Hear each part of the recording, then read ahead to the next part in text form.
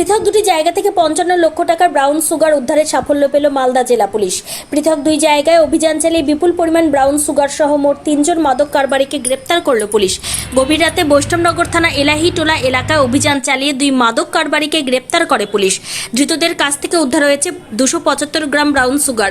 Police জানিয়েছে ধৃত দুইজনের নাম দিবাকর মণ্ডল এবং রাজেশ মণ্ডল। এদের বাড়ি বৈষ্ণবনগর থানার সুখদেবপুর এলাকায়। এদিন মোটরসাইকেল করে ওই দুইজন ব্রাউন সুগারগুলি কোথাও পাচার করার পরিকল্পনা নিয়েছিল। গোপন সূত্রে খবর পেয়ে ওই দুই মাদক কারবারিকে হাতে নাতে ধরে ফেলে পুলিশ। অন্যদিকে এদিন রাতে আলিপুর এলাকা থেকে এক মাদক কারবারিকে গ্রেপ্তার করেছে কালিয়াচক থানার পুলিশ।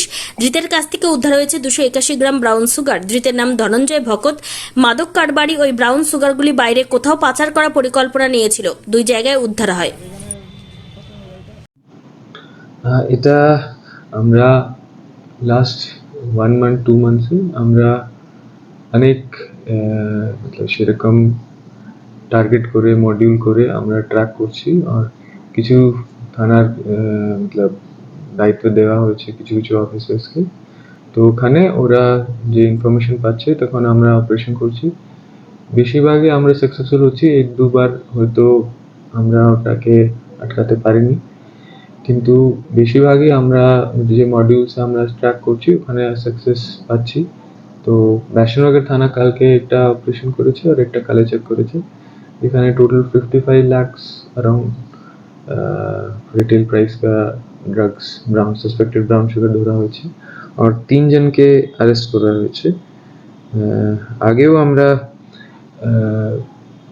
যে যে মেইন আমরা চাইছি কি আমরা যে ক্যারিয়ার আছে ক্যারিয়ার থেকে আমরা যে মেইন যে প্রোডিউসার আছে ওনাকে যদি আমরা টার্গেট করতে পারি আর যে ফাইন্যান্সিয়াল লিঙ্কেজেস আছে ওটাকে যদি আমরা টার্গেট করতে পারি তাহলে হয়তো আমরা বেশি ইম্প্যাক্ট করতে পারবো ড্রাগস ট্রেডকে।